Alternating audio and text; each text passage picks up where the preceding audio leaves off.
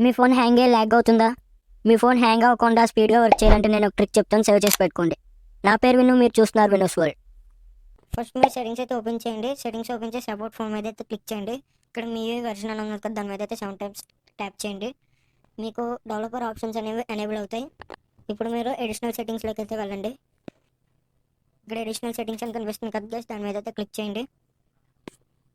So మీరు ఇక్కడ developer options మీద అయితే క్లిక్ చేయండి. కిందకి స్క్రోల్ చేయండి గైస్.